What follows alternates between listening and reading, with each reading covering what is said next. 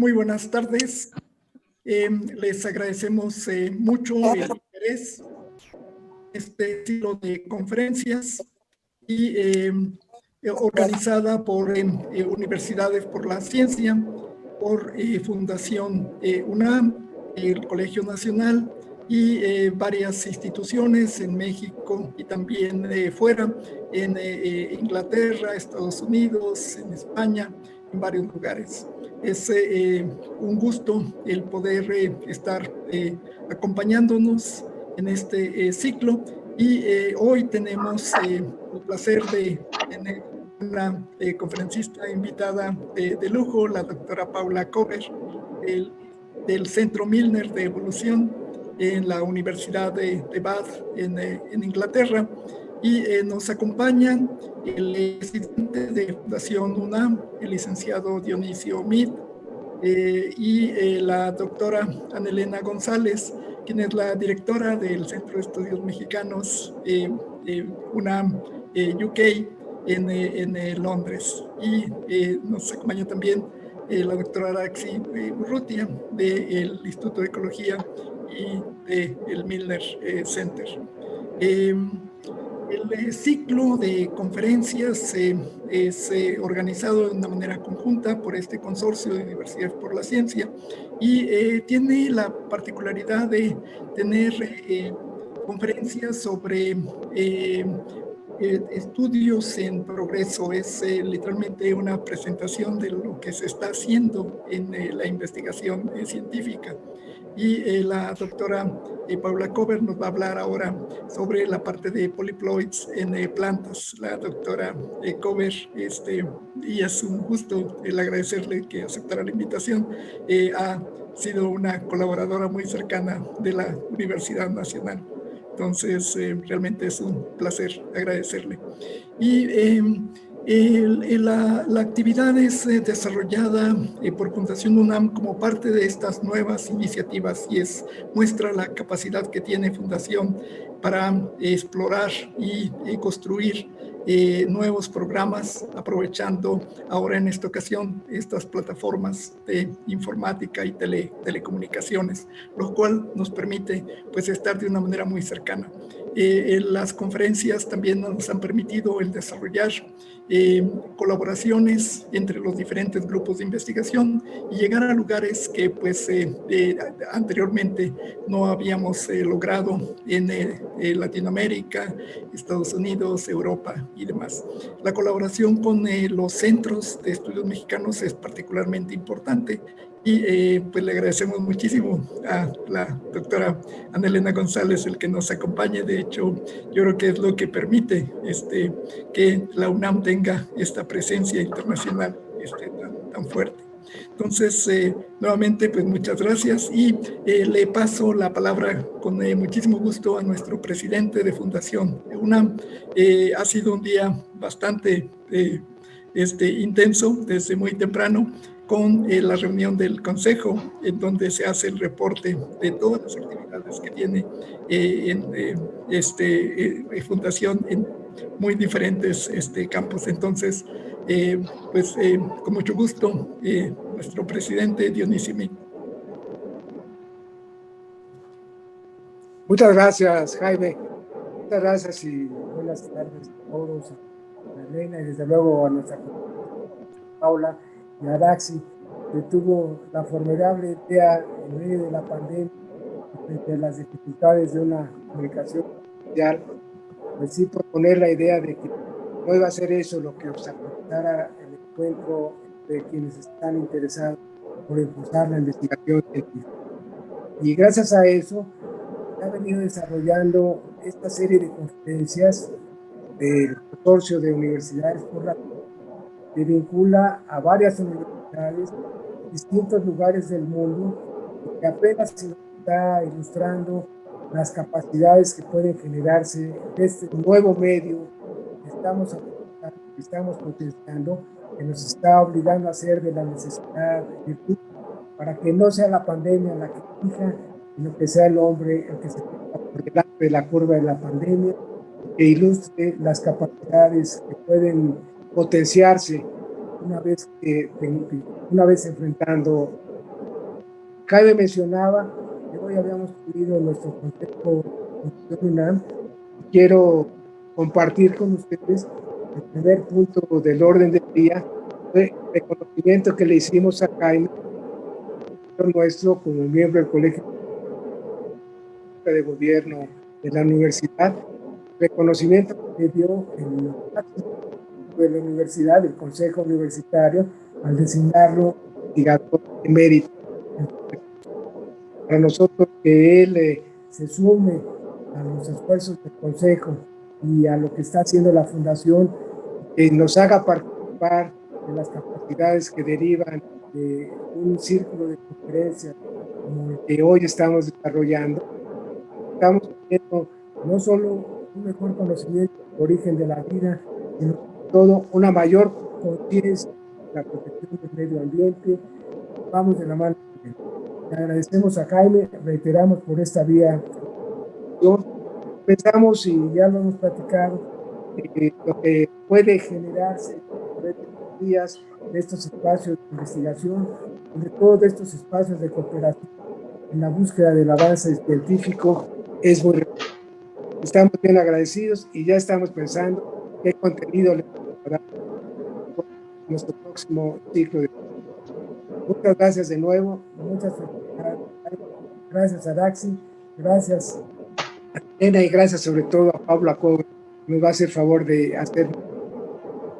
Gracias de nuevo y esperamos con mucho interés. Muchísimas gracias.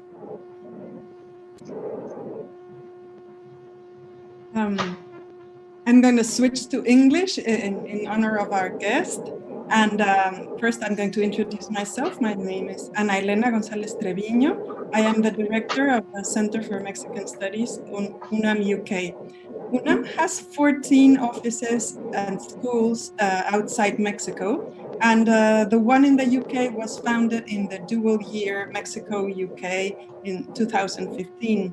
And the idea of these centers is to promote academic mobility and collaboration, student mobility, exchange, joint projects, etc., between UNAM and British universities. And this type of initiative where we can let all sorts of researchers from many different countries come together and find out about their different works in progress are ideal for our objectives. So I wish, first of all, to congratulate Professor Jaime Urrutia on his designation as emeritus researcher at UNAM, and to thank Dr. Araxi Urrutia for all her collaboration in the past few months for the successful carrying out of these talks. And now I'm going to very happy to introduce our guest today, who is Dr. Paula Kover. She is a reader in plant evolutionary genetics at the University of Bath, in particular at the Milner Center for Evolution. She has studied biology and genetics as an undergraduate and master's student at the Federal University of Rio de Janeiro in Brazil. And she obtained her PhD from Indiana University in the USA. She arrived in the UK as an academic at Manchester University before moving on to Bath. Throughout her career, she has always been interested on how selection interacts with genetics to shape complex traits such as flowering time, disease resistance, and seed size. She is also involved in broadening the understanding of evolution through the organization of workshops and science fairs, as well as developing materials and doing research on evolution. She has visited UNAM on several occasions, lecturing at the Institute of Ecology, the Institute of Biology, the Chamela Scientific Station in Jalisco, the Centro de Ciencias Genómicas in Cuernavaca, in Morelos, and we are very honored to have her back. Welcome, Paula, and the title of her talk today is Polyploidy in Plants. Is more always better? Thank you, Paula.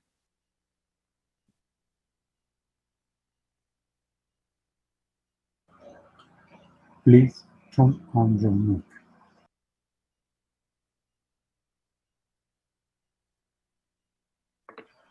Sorry, Paula, you need to activate your microphone.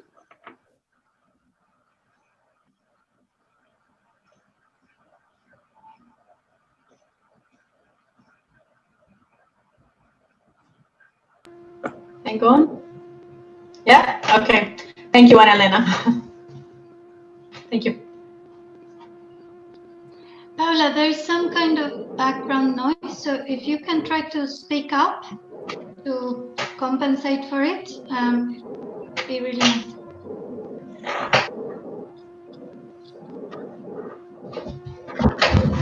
Okay. Is this any better if I bring the microphone closer? No? Yeah, okay. All right. First of all, thank you very much, Ana Elena, for your very kind introduction, and to Araxi and all the organizations, or all the organizers, for inviting and organizing such an amazing set of talks. It's always a real big pleasure to give a talk on UNAM, although unfortunately, because of the pandemic, I will not get a nice lunch at Azuli Oro afterwards. But I'm hoping that at some point I can go back to Mexico and get my lunch, which is one of my highlights of traveling around the world. My talk today is about polyploidy in plants. And if you could give me the next slide, please. See? But before I talk specifically about my research, I'm going to give you somewhat of a long introduction about the vocabulary and concepts related to polyploidy in plants. And that's because I don't think it's a topic that a lot of people know. And if you do, I apologize if I'm repeating myself. Okay, next, please.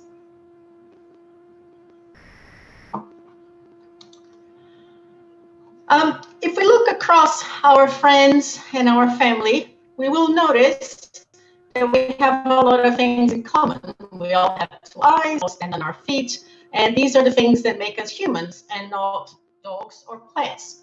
But we're also going to be looking around ourselves, and we're going to see that some of us have hair of a different color, and we are different heights, and we have eyes of all these similarities and differences that all organisms have are determined by their genetic information, which is encoded on their DNA molecules.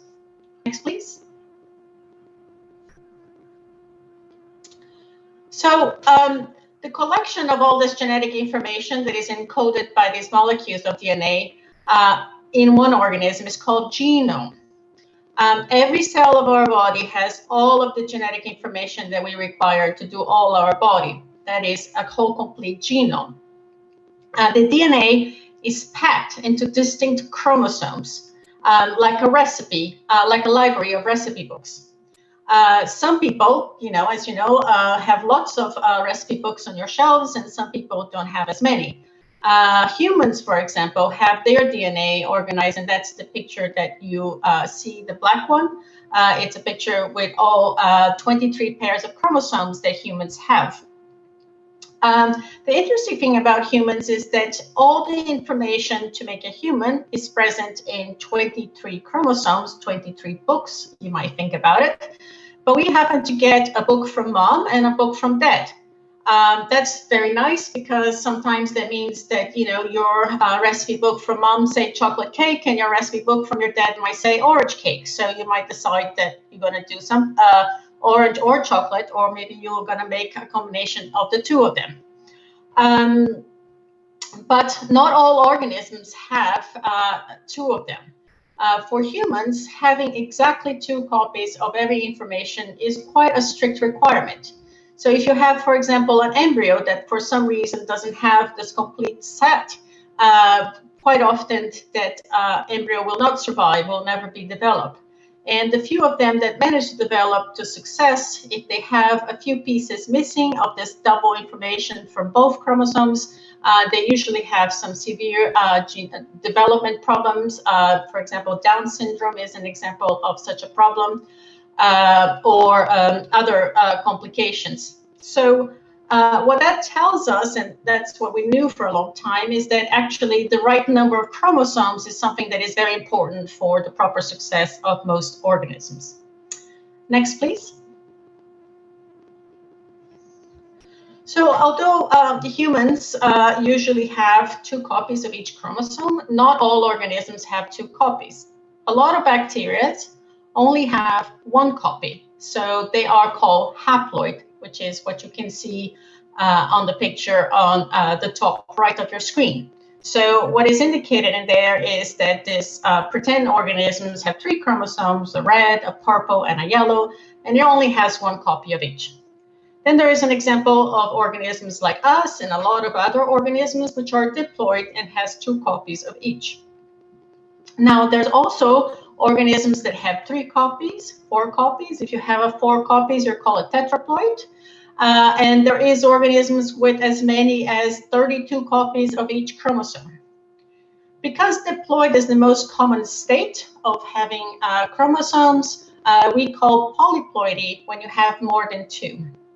And this polyploidy status usually come to occur through genome duplication. So it's an event through which the whole genomes get duplicated that makes, for example, a diploid become a tetraploid.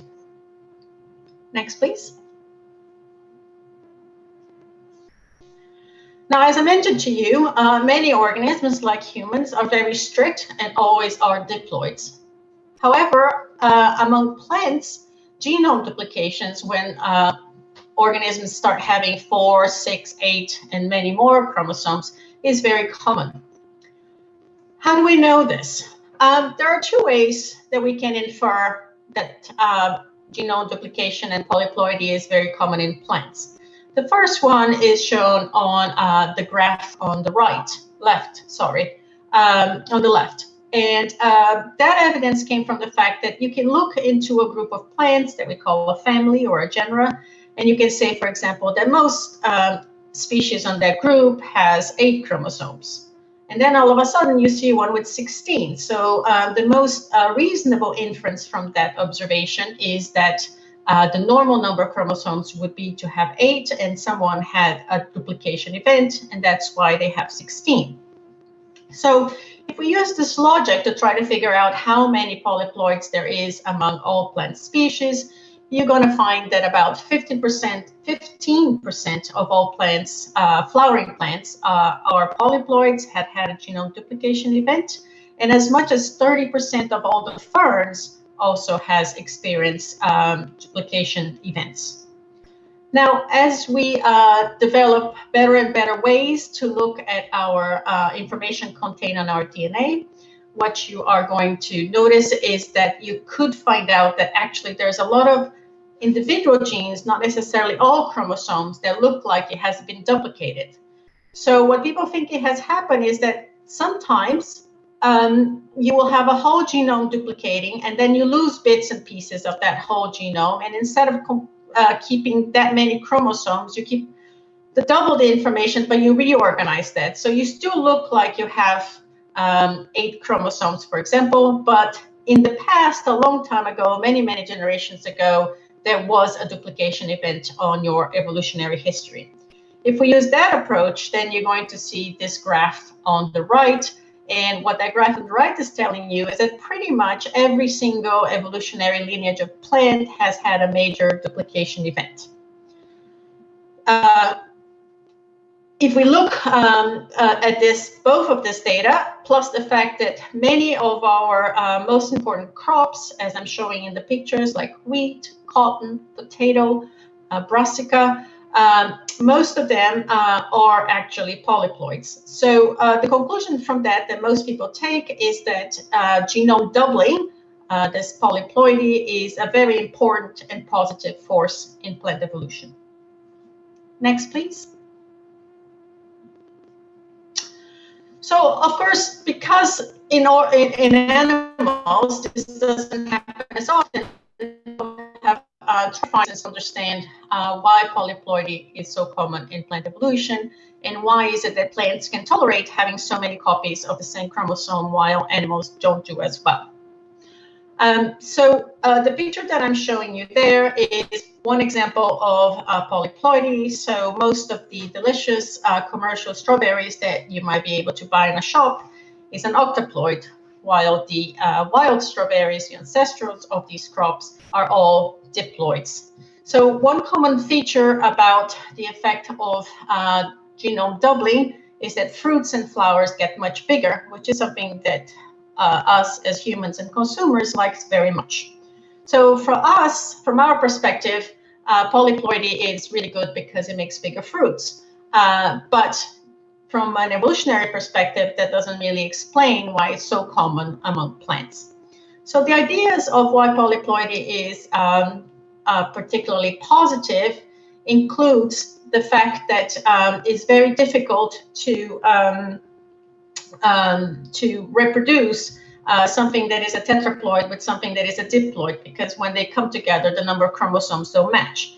So perhaps every time you change your ploidy, you become isolated from all the other species. So it's kind of a creation of a new species. So if you have a lot of species, then it's because you change ploidies. So that could be one explanation. Another explanation is what I've mentioned to you, which is, you know, if you have many copies of the same thing, then you have the chance for some of these genes to develop new functions, and that would be very useful. But overall, the main idea is that by having this duplication event, we allow a step change in phenotype. So you go from, as you can see in the strawberry, from something really small to something big. You go from plants that are not drought resistant to some that are. It just makes like a major change on all the traits in plants, and that probably is what allows the conquering of new environments, and maybe that's why it's so positive in plants. Now, as Annelena said in the beginning, I'm interested in evolution and genetics, and I've always been very curious to understand how is it that doubling can change phenotypes, because we are talking about here as doubling making a change in phenotype, but that doesn't make a lot of sense, because all the explanations I gave you so far, it's more about how the evolutionary process after the duplication event can be positive. So what is it that the duplication event per se does that may change the phenotype? Next, please. So the paradigm, the dogma in genetics is that every trait is determined by a bit of sequence on our DNA. So DNA sequences is encoded by 4 letters, and if you read those letters, it doesn't make any sense for us, but that is translated into some kind of protein that is responsible for some kind of a trait. So here I'm giving an example that that sequence makes a protein that leads to purple pigments coming up in a flower, so you have purple flowers. Now, if you look below that, you're going to see that the DNA sequence has changed. One of the ATs have been changed to a GC, and what I'm trying to illustrate here is that that protein now has a different shape because the sequence is different. Next.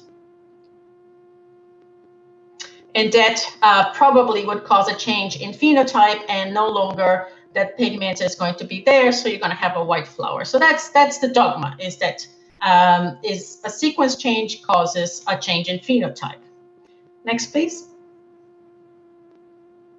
But what people have been suggesting with why doubling is so positive in plants is that actually just doubling will change the phenotype.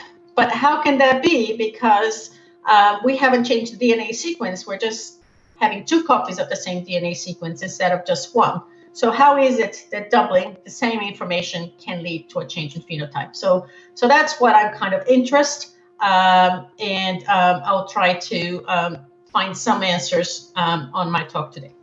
Next.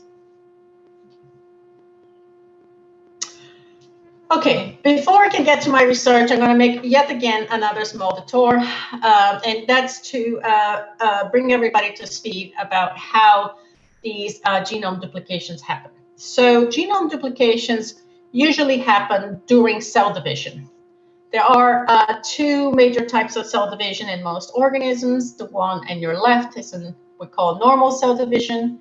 It's also mentioned as mitosis. And that's just because every time you grow, every time you have to replace a skin that you broke, you have to make new cells. So a cell that has the whole genome, has all the genetic information, has to divide 2 cells, each of which has to have all the same information again. Therefore, in this process of making 2 cells out of 1, most cells will double all of its genome. And then, as you can see, there's these little strands, these microtubules that make sure the right chromosomes goes to each daughter cell. So if all goes well, you will start with a cell that is diploid, and you end up with 2 daughter cells that are diploid. The other way, which is the one in the right, that cells divide, is when organisms are getting ready to make babies and they have to make gametes. If you're going to keep every individual to be a diploid, what you do is you reduce the ploidy down to haploid on the gamete. Sorry, not yet. Can we go back?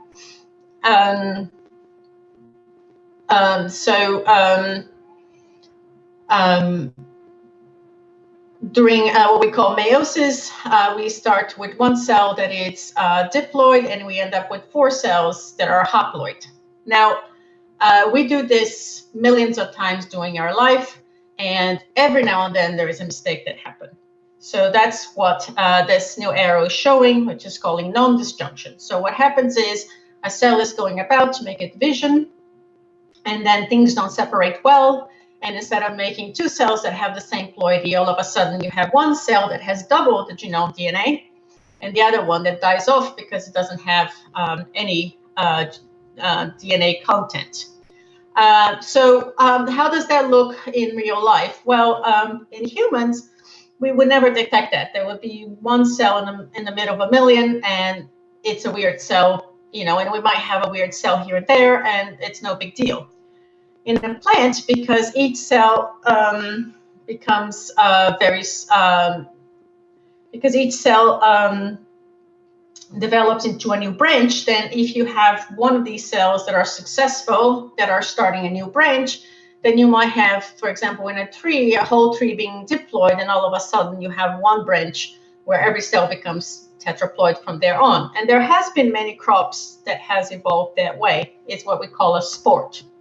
But more often than not, the reason why polyploids appear and evolve is because during the production of gametes, which is the scheme on your right, again, there is a non-disjunction, and instead of producing 4 gametes that has haploid number, there is a non-division, and all of a sudden you have an egg or a sperm or a pollen that have twice the number of chromosomes. And if these meet with an appropriate egg or sperm that also has double the chromosomes, then all of a sudden you're going to have a tetraploid on your hands. Next, please. Okay, so as I mentioned, it's usually through gametes that these new polyploids appear in plants. Now, there are 2 kinds of ways in which this can happen. So the way to think about it is that all organisms every now and then make a mistake. Some organisms make perhaps more mistakes than others. But if you are in an environment when there is more than 1 species and that mistake has happened, then you could create a polyploid that not only has double the amount of chromosomes, but brings chromosomes from 2 different species. So this is what this illustration is trying to show. So you have 1 species that have red chromosomes, you have 1 species that have black chromosomes. They come together, they make a tetraploid, but the tetraploid not only have 4 copies of everything else, but also brings together genetic information from 2 different species. The name of this is called allopolyploidy. Now, allopolyploidy is very common, and actually most of our crops are allopolyploids. Now, I like to argue that when you have an allopolyploid, there's many reasons why there will be a change in the characteristics and the traits. And that's because you're bringing the genetic information from 2 organisms together, so you can make new genetic combinations. There's also some people that argue that the whole process of transcription, which is how this DNA information get translated into proteins, get kind of a shock because they're finding themselves with other genes that they haven't seen before, and that can lead to whole different phenotypes. But the important thing is that when you're studying an allopolyploid, you're looking at the effect of duplication, but you're also looking at the effect of combining different genetic information. So if you really want to know an answer to how doubling causes a change in phenotype, I would like to argue that allopolyploids is not the best place to look at. So there's also autopolyploids, which is the scheme that I'm showing you on the right. And that's when there is only a single species contributing to the formation of this new polyploid. So it's just doubling of the chromosomes. There's no new combinations. It's all about the same genetic information. So there is no change in coding sequence because exactly the same coding sequence that was there is also there after you duplicate. There is no new combinations of genes, so that's what we call gene stoichiometry. Everybody is doubled the same way. But if you let a lot of time pass, then you could have that thing I told you about before, which is you have 4 chromosomes of them, but then slowly you lose bits and pieces and you reorganize to make a new diploid out of it. So through time, natural selection can still make significant changes in there. So I will argue that the best way to really understand how can doubling the genome affects any trait, any phenotype, is by using something called a neopolyploid, which is the next slide, please.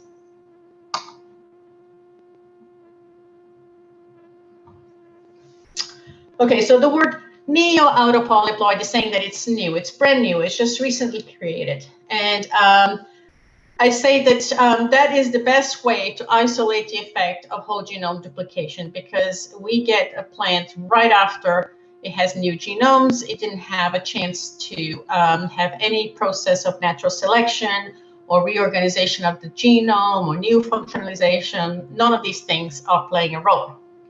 How can we have that? How can we pick up species just as they're gonna become tetraploids?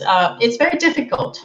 So the only way to do that is to actually create these genome duplication, these tetraploids, polyploids, artificially. And you can do that by treating plants when they're very young, what we call seedlings, with a substance called colchicine. Colchicine is an alkaloid, is derived from the autumn crocus, which is a beautiful plant. And what it does is that it affects those microtubules that I showed you pulling the cells apart. So it causes a lot of non-disjunction during mitosis. So you treat the seedling with a little drop of colchicine when they're very young, and you let them grow, and some of them become tetraploids and some of them don't become tetraploids. But you monitor them and you keep the ones that are tetraploid, and these are brand new plants that have genome doubling, and then we can study them. Next, please.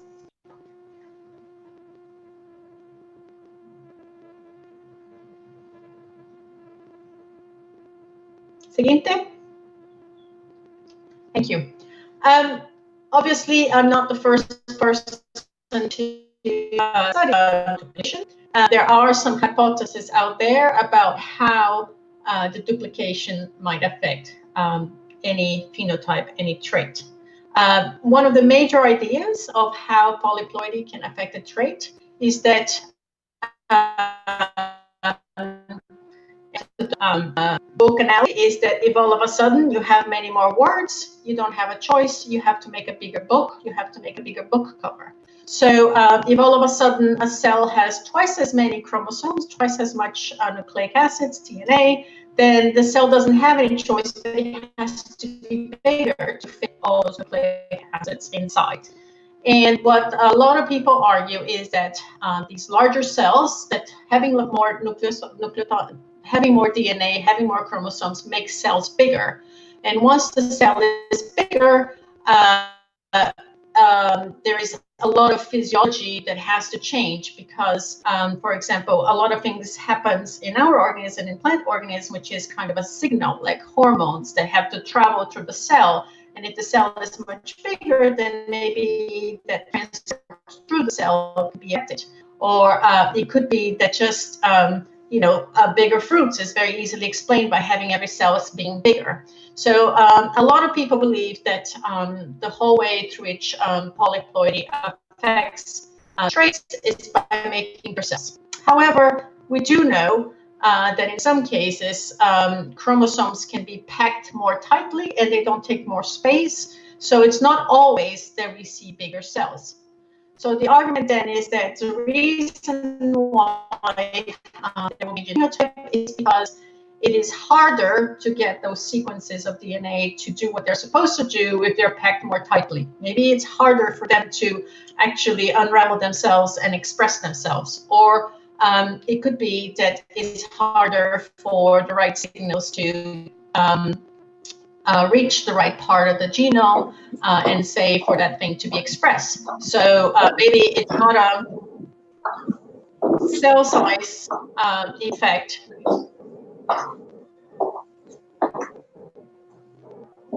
But it is a transcriptomic effect that has to do with changes on the number of gene copies present.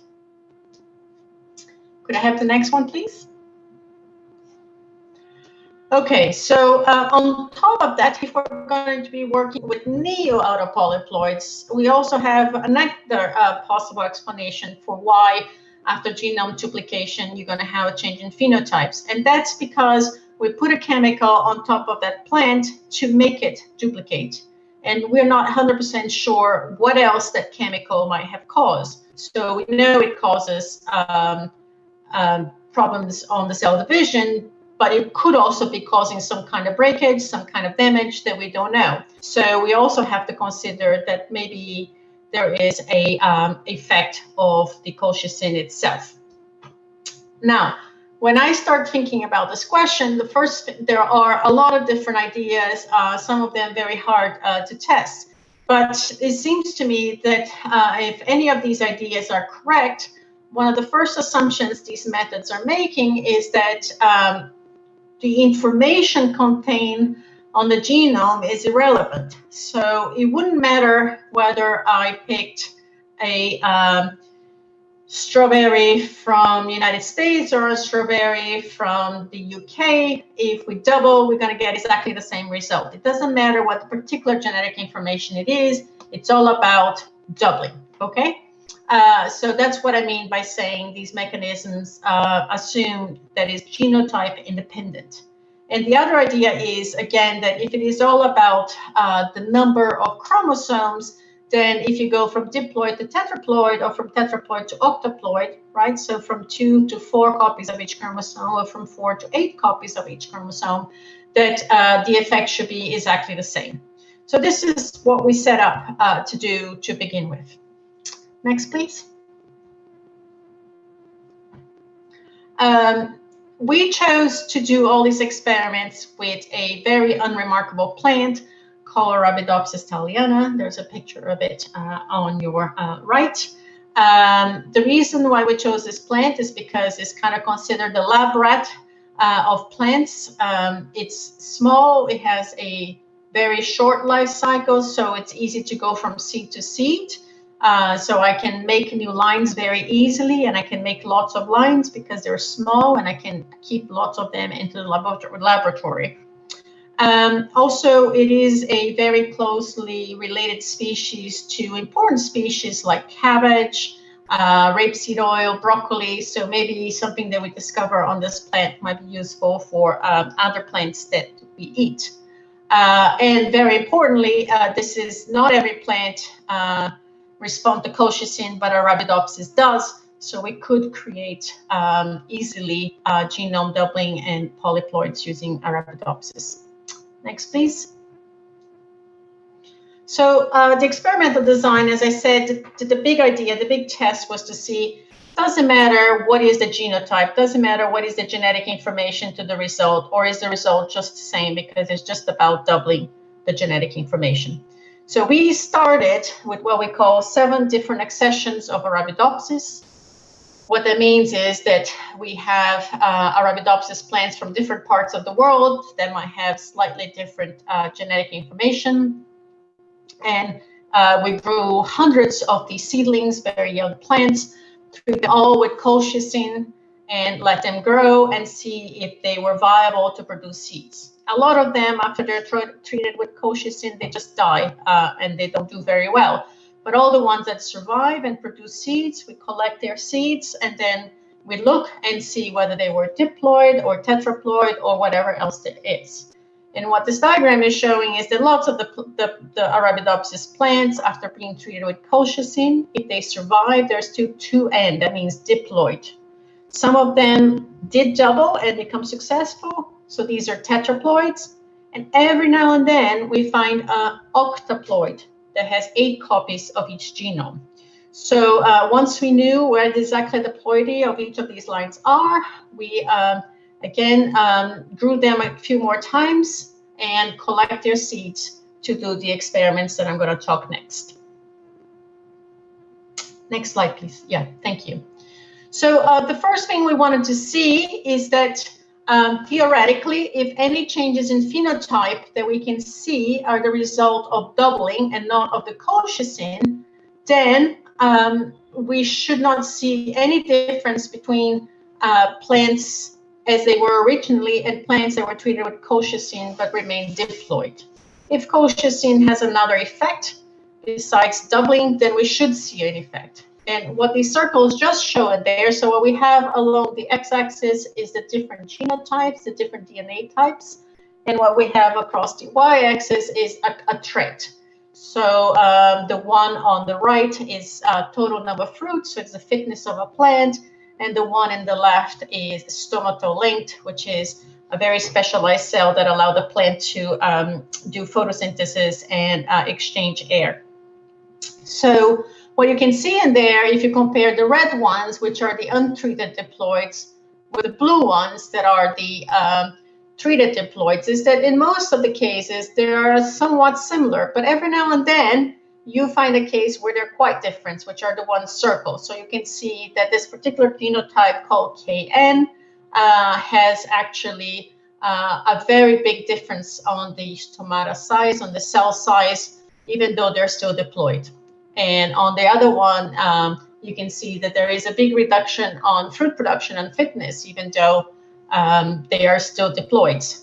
So we interpret this data to suggest that for us to really be sure that what we are seeing is a response to the genome duplication and not a response to ploidy, is that we must have, when comparing different ploidies, we have to have a control that has also seen colchicine, and we also have to have multiple replicants of that duplication event, because there could always be something spurious that happened on one individual duplication event. So it's important to see that there is something that consistently happened, and that it is really a response of that genotype for being double and not just a spurious result.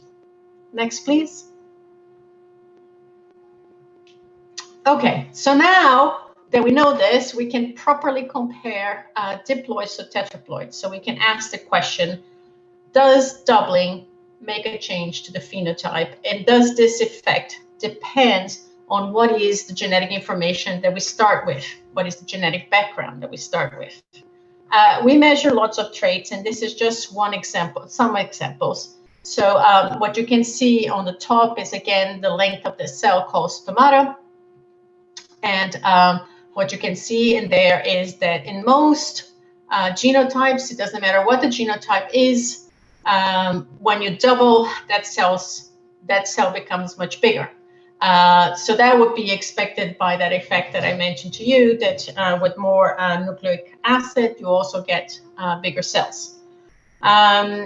So there's nothing exciting in there, and it suggests that, you know, it doesn't matter what the DNA information is, they all respond the same. But then when you look at the total number of fruits that we see that these plants produce, you can see that for some accessions, and you can see that by the color, that actually have double the number of chromosomes make them produce less fruits. And for other plants, other genetic backgrounds, it makes produce more fruits. So it does suggest that the effect of doubling depends very much on what is the genetic background that you start with.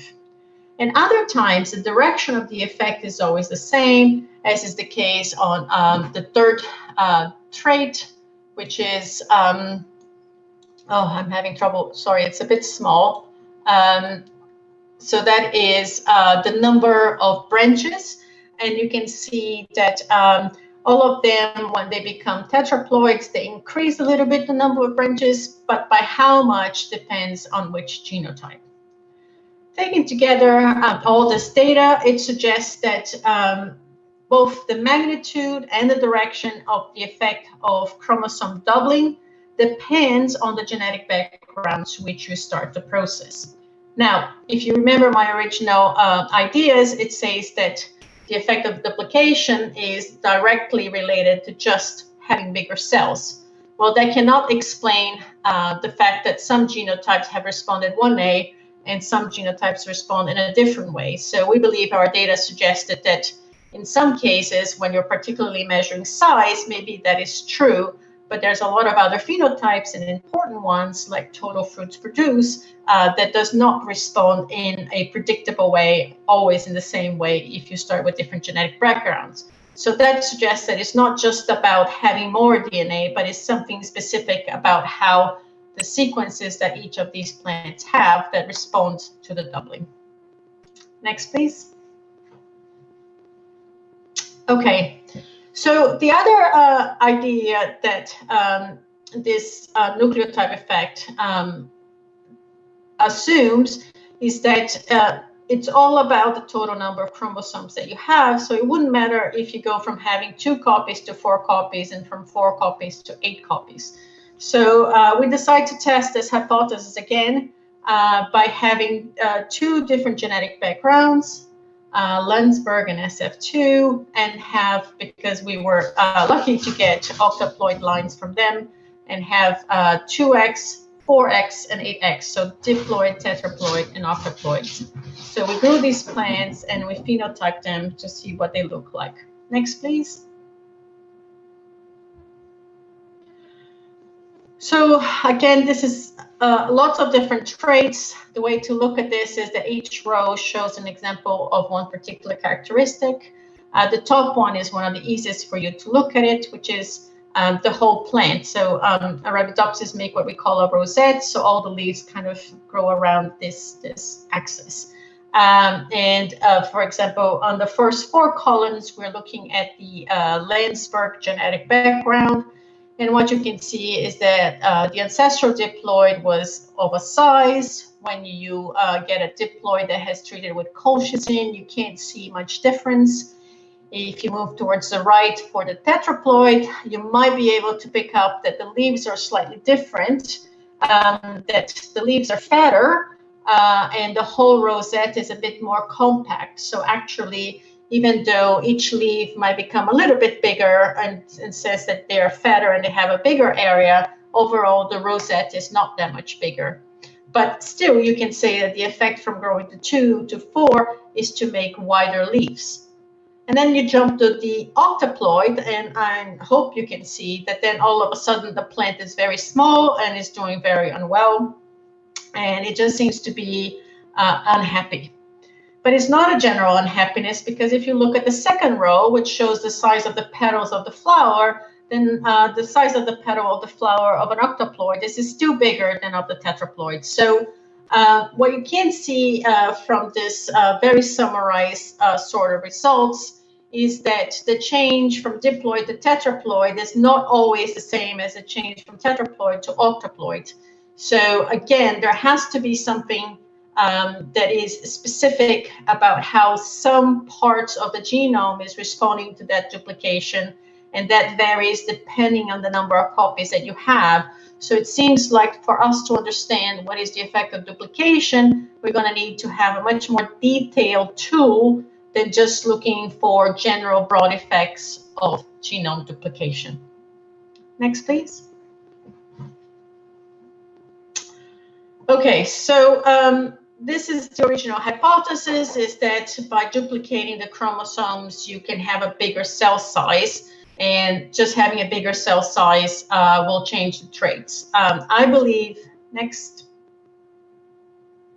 I believe our results suggest that that's not an explanation to what we see, because different genotypes respond differently and different traits respond differently. So that doesn't necessarily explain the effect. So now we have to look at the next one, which is to say, perhaps it's something about the way these genes become expressed once they have different copy numbers. So to look at this question, we look at the same two accessions as in the case before.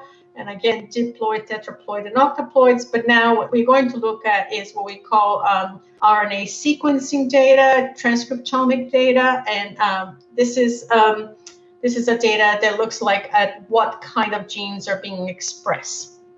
Next, please. Okay, so this is a bit of an abstract idea, but hopefully I can convey to you what we're looking at.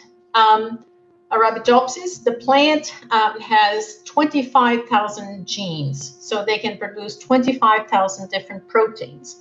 Of course, they're not producing all of them at the same time.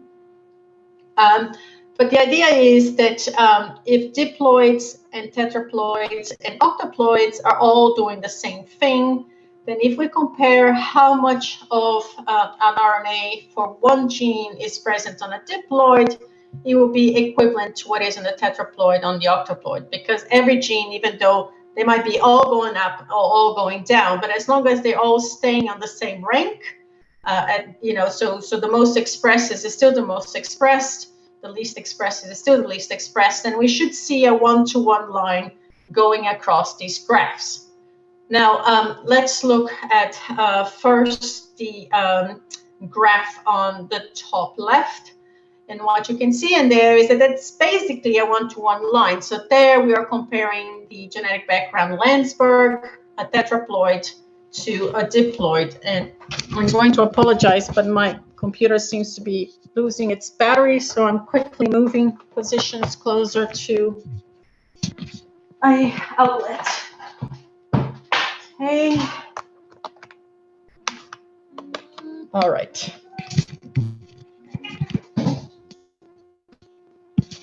Okay, I think we solved the problem. But when you look at SF, which is on the top left or top right, you can see that the line is not so close to one-to-one, and there's a bunch of little blue dots that are getting away from this line. Each of these blue dots means that there is a gene that is not quite staying at the same rank order as they were when they were diploid. So they are changing slightly how they are expressed. As you go down on that picture, you're comparing tetraploid and an octoploid. And what you can see is that across all the genes in Arabidopsis, if you use the genetic background on your right, which is SF, then there's a lot more genes that change in expression than the one on the left, which is Landsberg. And as you move from diploid to octoploid, you see more and more changes. So you can look at this data in two ways. One way to look at it is that actually most of the genes remains remarkably similar, whether they're in diploid, tetraploid, or octoploid state. But there are a few genes that are being expressed differently, and the number of genes that starts to express differently depends on the accession, depends on the genetic background, and it depends on how many times the chromosome has been doubled. Next, please. So one of the ideas I mentioned is that perhaps because these chromosomes are really packed together inside the cell, because there are so many more, that maybe there's just some bits of a chromosome that can't be accessed for some reason, and that's why they're not getting expressed. So this picture shows 4 of the chromosomes. Each dot is a gene, and if you go from left to right in each of these squares, you're going just across the whole chromosome. The bit in the middle is the centromere, which doesn't have a lot of expression. So what we're hoping to see is that maybe there was one very distinct part of the chromosome that had very different kind of expression. But I don't know if you would agree with me, but I think most of the dots are staying as a black one, which means pretty much no difference between diploids and tetraploids. And then the ones that are red are the ones that say that the expression is a little bit different. They are distributed across the whole chromosome equally. There isn't really a hot area where all of them are. So that suggests to me that probably it has nothing to do with how packed they are or their position on the genome. They seem to be all equally distributed, the ones that are changing in gene expression and the ones that are not. Next, please. When I try to statistically determine which of the genes are actually changing in expression, I get relatively small numbers. So in Landsberg, you would find that there's very little difference between diploids and tetraploids. And maybe there is 95 genes that change the expression when you go from tetraploid to octoploid. That compares with SF, the other genetic background on the bottom, which when you change from tetraploid to octoploid, you see almost 800 genes changing in gene expression. So this makes it clear that the two genetic backgrounds are responding very differently. But maybe a naive expectation would be that it would be the same gene. So, everything that changes in SF is the same as change in Landsberg, but maybe there's some more. That's not the case, as you can see now on the new table that shows up on your right of your screen. There's very few genes in common that change between the two accessions. So even though you have as many as 2,000 genes that change on the genetic background SF, there's only 27 genes in total that change on both genetic accessions. So at the genetic level, the response to this doubling is very precise. It's only a few genes, and they're very different between the two accessions.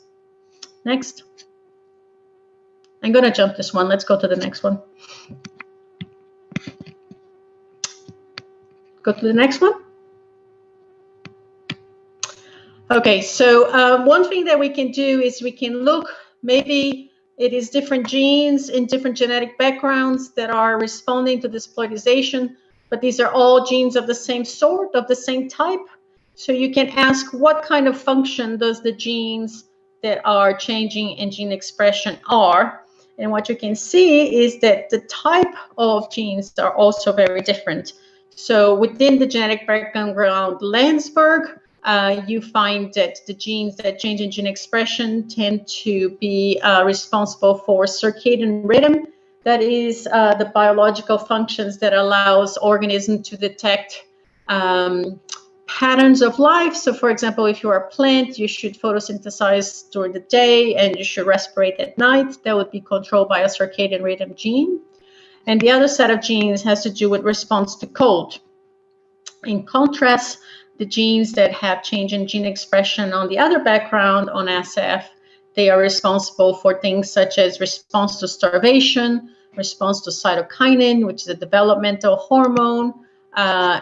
So it's a very different response. It's not just that these specific genes are different, but it seems to be a very different set of biological functions that are responding. So the expectation is that these two plants will be very different beasts once they get duplicated. Next. So to summarize what we have found by looking at comparing different genetic backgrounds and their response to genome duplication is that if we're going to be using colchicine to create these neopolyploids, we need to be very careful because it could have heritable effects. And those needs to be controlled for when we are studying the effect of the duplication. And even though there is a little bit of an effect on the phenotype that is to the colchicine, is not actually, it doesn't explain the actual response that we see once we obtain real tetraploids.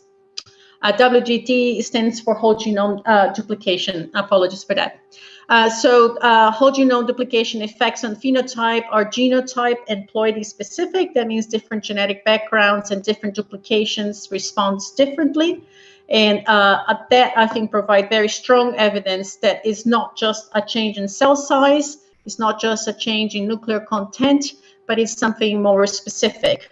And the changes in gene expression that we have seen support that idea and suggest that is a gene-specific and allele-specific effect that is responding to this duplication. And I think we need to study this some more.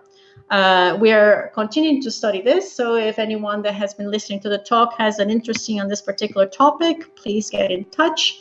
I think a lot of our future work is also going to be dealing at possible genome rearrangements and how early does that come into play. Next. With this, I would just like to leave some acknowledgements to master students and PhD students that have participated in this project, Heather, Sarah, and Atahualpa, and also to my colleague Rod Scott that has been very influential in a lot of this research. Money for this project have been coming from the University of Bath and from BBSRC, and I thank you all very much for listening to the talk.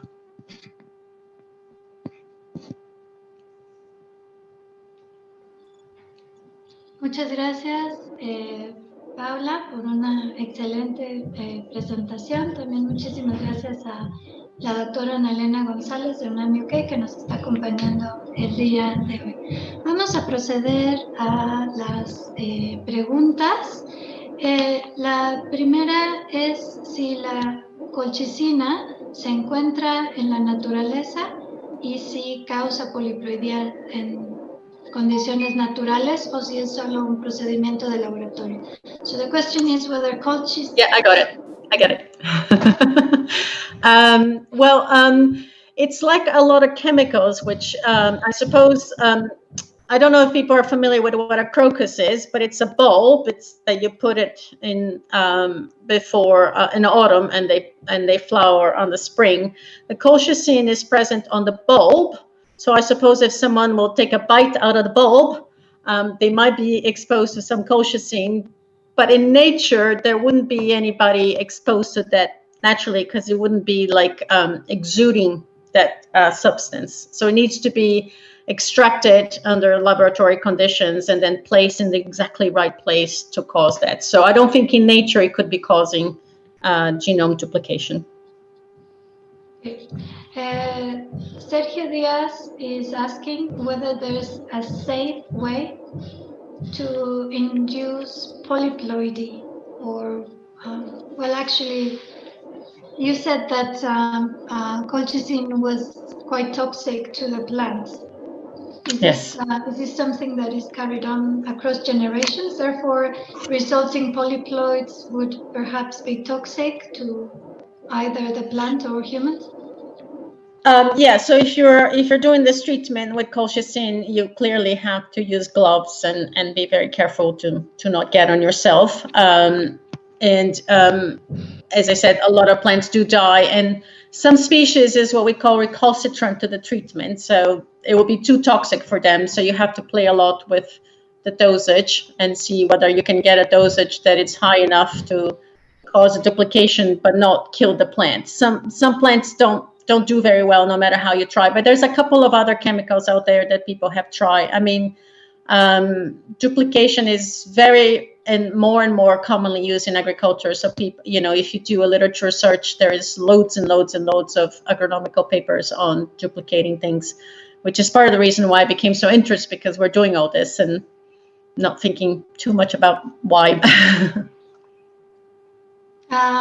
Yeah, so actually, Fernando Guillermo Llanes Guzman has a question related to this.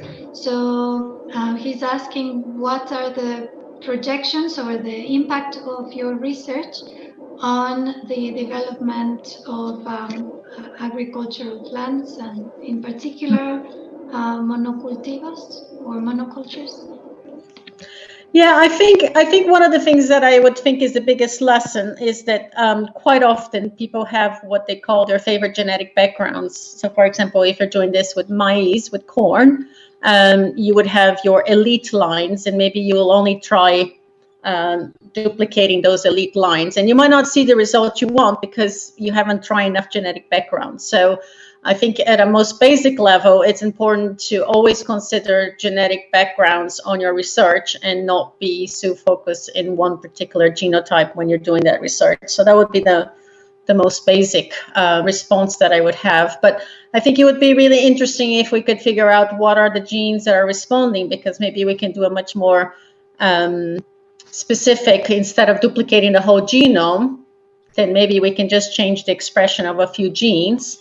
And that could have the effect that we need, if that makes any sense, without having to go through all this trouble. Oh, okay, yeah, that's quite interesting. we have many congratulations from Dr. Ulises Rosas from the Institute of Biology at UNAM. And he says that he's interested on why is it that whole genome duplications are more common in plants than they are in animals. That is a very good question, Ulises.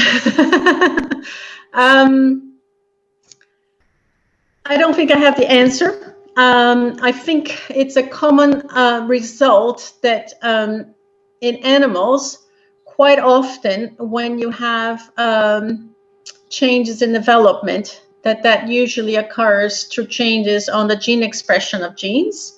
And in plants, perhaps because the development is a bit more separated in time or separated in stages, that quite often in plants, evolutionary changes in phenotype is by addition of genes. So perhaps that's why, by design, the way the development is, the way, that it's more tolerant to the addition of new bits of modules on it instead of having to reprogram. Maybe it's about complexity. I'm afraid it's a very good question to which I don't have the answer. Okay, so he has another question closer to your model organism. So he's asking, what, if any, parallels are you finding between your induced polyploids and naturally occurring polyploids in Arabidopsis? Right. I never compare them directly. Some other people have. I think some of the responses are similar. So, for example, it's very common to find bigger flowers, for example, or bigger seeds. That's something that most of them have, and the natural polyploids will also have. The other thing I should say is that there is, as far as I know, only one naturally occurring tetraploid variant of Arabidopsis. And then all the other ones is what we call allotetraploids, so they have been mixed with another species. So I don't think there's much to learn from comparing them because, of course, they're bringing in new genotypes. And that's why I never thought about comparing them. But I know, for example, that this species that is an allotetraploid, which is a combination of two Arabidopsis species, it's called Arabidopsis suecica, and it's very tolerant to drought and to salt and other abiotic stresses.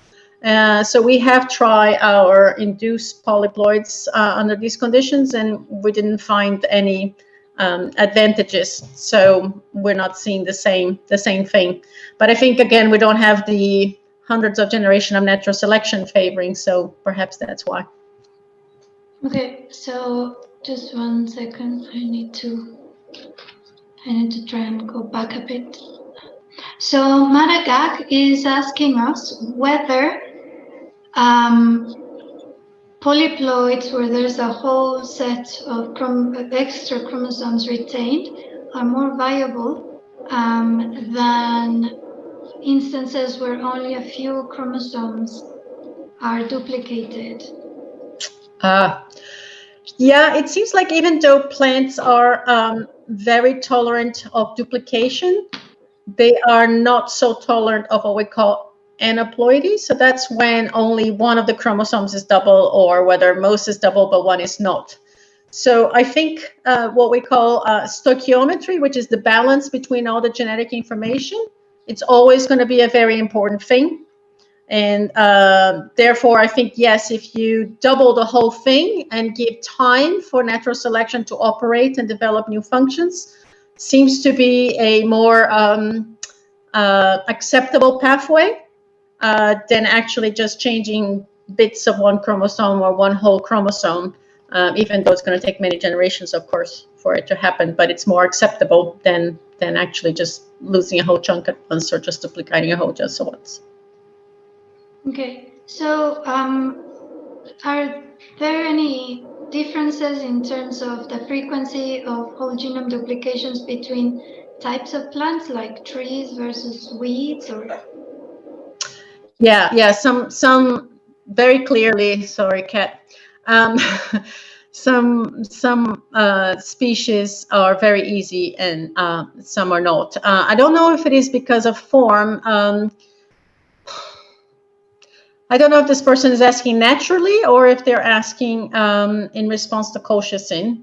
Naturally, naturally, you're going to see actually in long-lived plants like trees, you're going to see it happening more often than in an annual plant that just doesn't have that many cell divisions. So the more cell divisions an organism does, the more chance there is of some mistake happening and therefore sticking around. So yeah, you will find old trees to have whole branches that you would never know has a duplication.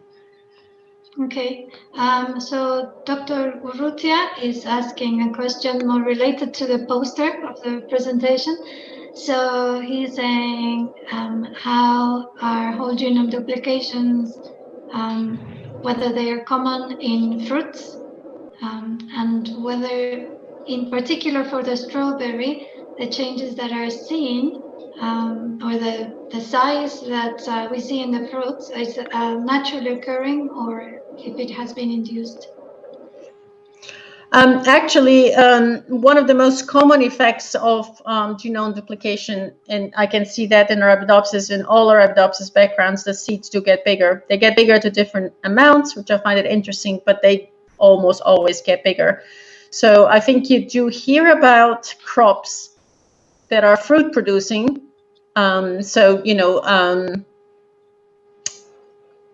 So you'll be associated with fruits just because that would be the one that you're most logically going to try genome duplication to improve the crop, if that makes any sense. So yes, the strawberry is actually artificially induced. I think someone just created a strawberry with 32 copies of the genome to get these really giant strawberries, and they seem to continue to respond, which I'm pretty surprised.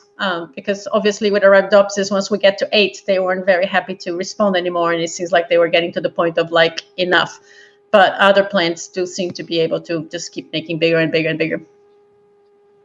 Ah, wow. Okay, so 32 copies. Yeah.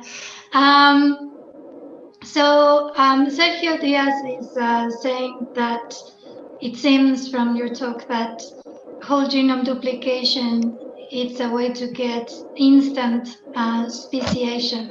So, sorry, Paula, I think we can't see. So, is this true, or are polyploids ever crossing back to the non-polyploid plant? So again, I mean, this is one of the, when you read the headlines and then you have to read the details and find out that not everything is quite like at the headlines. So I would say the headlines is that is true, but there is so many exceptions to the rule that I'm not really sure the headline is useful. So yes, there are many organisms that once you become a tetraploid, once you have a genome duplication, you're going to produce then a gamete that will have 2 copies. And if you try to mate with a normal organism that was diploid, you're going to make what we call a triploid. And the problem with that is that every time you have a cell division, you have 3 chromosomes to divide between 2 cells, and things get very confusing. So anytime you have unequal number of chromosomes, you tend to have a lot of problems during the cell division, because you have to make sure that everybody keeps this, it's just not divisible. So we have triploids that are successful, bananas, and the reason why we use bananas is because they won't produce any seeds, so they're only vegetative reproductive. And they make all our crops that are seedless are triploids. But anyway, so triploids are great for eating fruit without seed, but it's not evolutionary viable. If you don't make seed, you're done. So that's the end. So you can see from all these examples that it does make it much harder to go back and mate to your original if you become a tetraploid. That being said, there are species that what they do is they make a triploid and then they duplicate again, and that's how you get a hexaploid. And then once you're a hexaploid, then you're free to go because you have even number of chromosomes again. Okay, so Sergio wrote a follow-up on his statement of instant speciation, and he's saying that apparently polyploidy is frequent in algae, and that you can then find chimeras presumably of the polyploids mating back with the, or mixing back with non-polyploids. So I guess many species of algae are unicellular, so might work differently. Do you know anything about algae? Well, there are even large plants, higher plants, that have what they call swarms, where some of them have different ploidies. And I think, you know, if you have the right steps on the way, as I said, I mean, if you try to cross back and produce something that it's an unequal number of chromosomes, you're going to be in trouble. But maybe if you have a 4X mating with a 6X, you can still get away with it, if that makes any sense. So it depends on the combination. So it is true that some species can exist as chimeras or swarms of different ploidy, which I find it fascinating. How do they sort out what they're doing? Okay, so we have one last question, and that is related to the genomic underpinnings of the differences in phenotype. So you show that there are relatively large changes in the phenotype, but when you look at the gene expression, these were perhaps tiny to moderate. So if it's not changes in gene expression, at least of protein coding genes, then why do polyploids have bigger leaves and smaller petals, or larger petals and smaller leaves?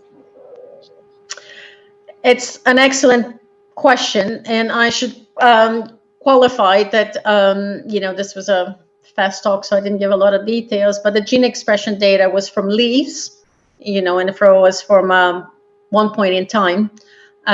So, you know, it could be that if I look across many different points in the development, that I would see many different kinds of genes at different points in time being differently expressed, and that might explain why there's many more phenotypes that you see if you look at one point in time. Does that make sense? So that could be one of the answers. But I'm very sympathetic to the question, because I was very surprised too, and I am very puzzled. How can things stay so similar and yet the plant looks so different? You know, I mean, you look at the octoploid plant, is clearly suffering immensely, and even though there are thousands of genes being expressed differently, a lot of them are doing just exactly the same. So I do find very puzzling, and that's why we wanted to look a little bit about whether we're missing a bit by not looking at genome rearrangements. That's something that it's been harder to do, but it's getting a bit better to be able to detect small deletions, you know. So it could be that the whole gene is there, but it's missing a little bit because of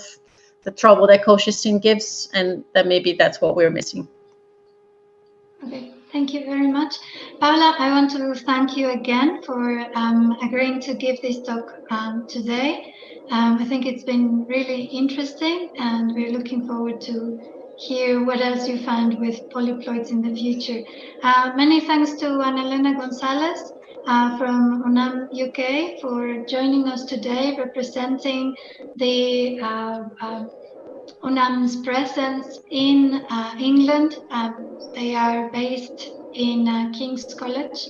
So thanks also to that institution for hosting UNAM on a permanent basis. And we also look forward in the consortium of Universities for Science to working more closely with UNAM UK. We would like to also say thanks to everyone who has been listening today, well, and also watching the talk. All talks are recorded and are left on the Colegio Nacional YouTube channel, so you can watch again. And in particular, we would like to give thanks to all those who have sent their greetings. So we have greetings from Sinaloa, en Culiacán, en la Ciudad de México, desde Azcapotzalco, desde Pachuca, desde Sinaloa otra vez, de Guadalajara, de Puebla, de la FES Iztacala de la UNAM. So many thanks to everybody today. Muchísimas gracias por estar con nosotros. por favor, corran la voz. El Consorcio de Universidades por la Ciencia tiene muchas más pláticas. Tenemos pláticas programadas hasta finales de noviembre. Entonces, pues les agradeceríamos mucho que nos sigan acompañando y que pues le den difusión a esta serie. Muchísimas gracias también al Colegio Nacional por abrir este espacio y por ser un miembro tan fundamental de el Consorcio de Universidades por la Ciencia, y por supuesto a Fundación UNAM, que pues ha estado con nosotros desde el principio. La siguiente semana nuestra plática del consorcio va a hablar sobre cambio climático y salud. La anatomía de la pandemia será impartida por el doctor Jaime Martínez Hurtaza de la Universidad Autónoma de Barcelona. Los esperamos por el mismo canal, Colegio Nacional, y a la misma hora, martes, a las 12 del día. Y le paso la palabra al doctor Jaime Urrutia para que también nos dé los detalles de otros eventos asociados con el consorcio. Por cierto, quiero hacer también una invitación. El jueves a la 1 de la tarde, los lunches complejos organizados por el Centro de Ciencias de la Complejidad en la UNAM, que es también miembro del consorcio, está organizando una plática con la doctora Julia Tagüeña.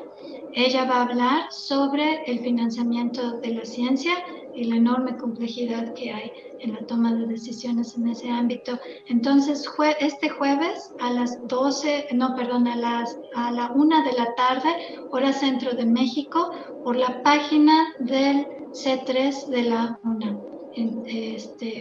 Y bueno, sería todo de mi parte. Muchas gracias a todos. Muchas gracias. Y nuevamente, pues muchas gracias a la doctora Paula Kover por la plática.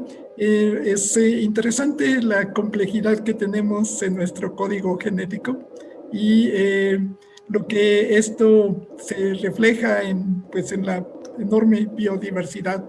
Y las plantas en particular, yo creo que son de las que más especies tienen, y la parte de plantas con flores. Y realmente muy interesante el ver pues nuestro código genético no siempre está nada más con los diploides en 2 cromosomas, sino que puede ser múltiple, y el efecto que esto produce. Realmente los estudios, las investigaciones revelan una complejidad muy interesante y muy grande que tenemos, y reflejan también pues lo mucho el largo camino que tenemos por delante, lo cual lo hace muy interesante. Aprovechamos también para enfatizar, bueno, que este ciclo de conferencias está abriendo posibilidades muy interesantes de colaboración. Y en este contexto, pues agradecemos también mucho a nuestra directora del Centro de Estudios Mexicanos, la doctora Ana Elena González. En Reino Unido es el segundo país en donde tenemos más estudiantes mexicanos, y la colaboración es particularmente intensa, y tenemos de hecho muchos connacionales que son profesores en las universidades y centros de investigación, y la labor que el centro desarrolla a través de Ana Elena es pues particularmente valiosa. No sé si quiera también en un momento dado comentarnos para despedir.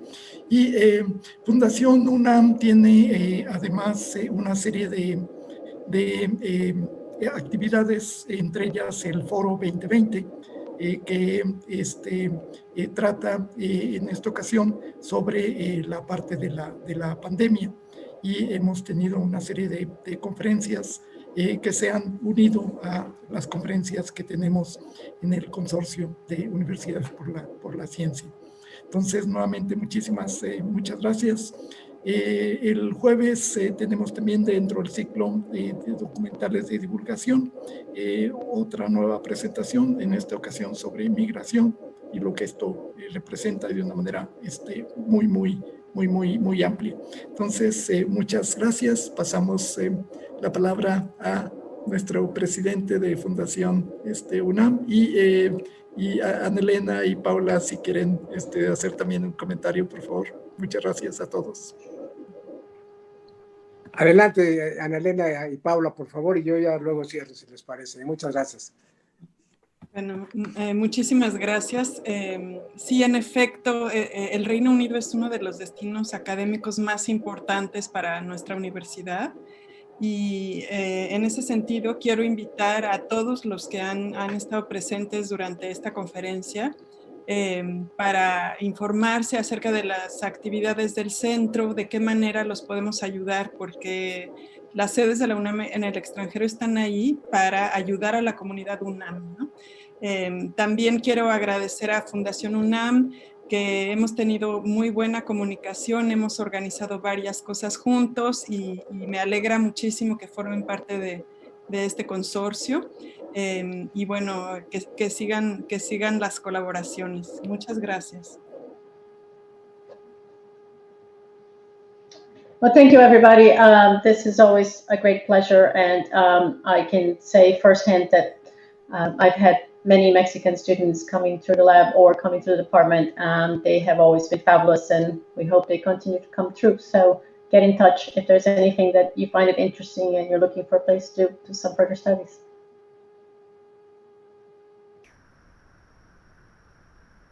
Pues muchísimas gracias. Thank you very much, Paula. Thank you very much, Ana Elena.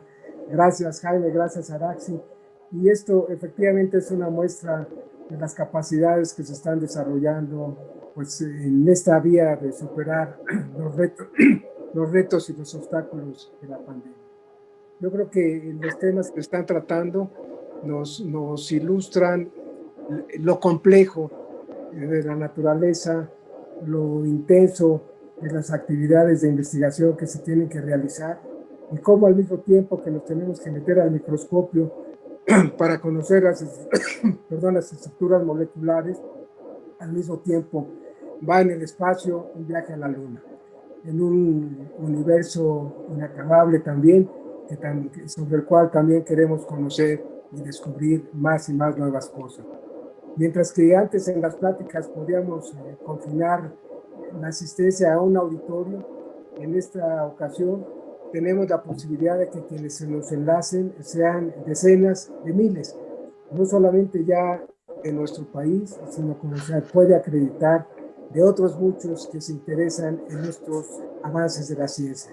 Hoy tenemos la presencia de Paula, la semana que entra tenemos la presencia de un especialista de la Universidad de Barcelona, y esto va multiplicando las capacidades de comunicación, de enlace y de suma de esfuerzos alrededor de la investigación científica. Nos sentimos muy contentos y muy orgullosos de formar parte de este esfuerzo. Estamos muy contentos, creemos que apenas se van bosquejando estas posibilidades. A Ana Elena le pedimos que por favor difunda nuestros eventos allá en la universidad, porque hoy se puede uno comunicar directamente a través en las redes, o pueden hacerlo después porque se quedan en las redes también. Y el próximo evento nuestro, el jueves, es justamente sobre las lecciones de la pandemia. Nos sentimos también que la suma del Colegio Nacional y la suma de la UNAM con nosotros es mucho más que una suma aritmética. Es una suma que le da transversalidad y que le da logros geométricos a lo que se puede hacer cuando se elaboran los esfuerzos que todos estamos realizando para tratar de que la humanidad encuentre espacios de mayor desarrollo, encuentre nuevos desafíos que juntos podamos superar y que vayan estableciendo las bases de un mundo mejor. Gracias a todos, gracias Jaime otra vez por la oportunidad que nos das, gracias Araxi por esta gran idea y gracias a Paula por su aportación y a Ana Elena por seguir siendo un vehículo de difusión del conocimiento y por sumarse siempre a los esfuerzos que nuestra fundación está realizando. Gracias a Araceli, que es nuestro eslabón en este trabajo importante de sumar estos enlaces, y gracias a todos quienes participan en este esfuerzo. Nos veremos el jueves y gracias de nuevo.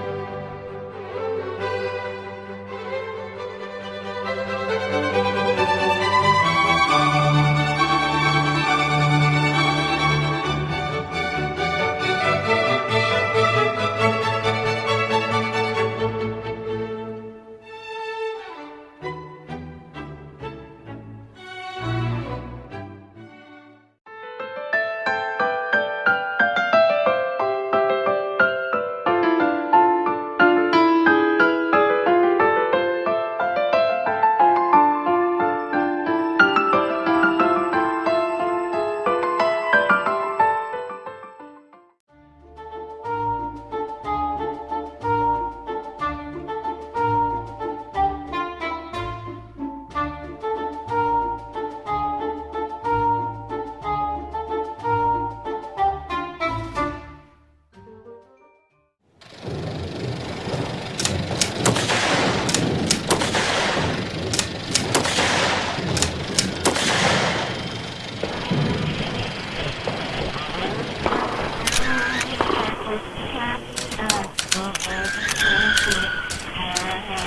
you.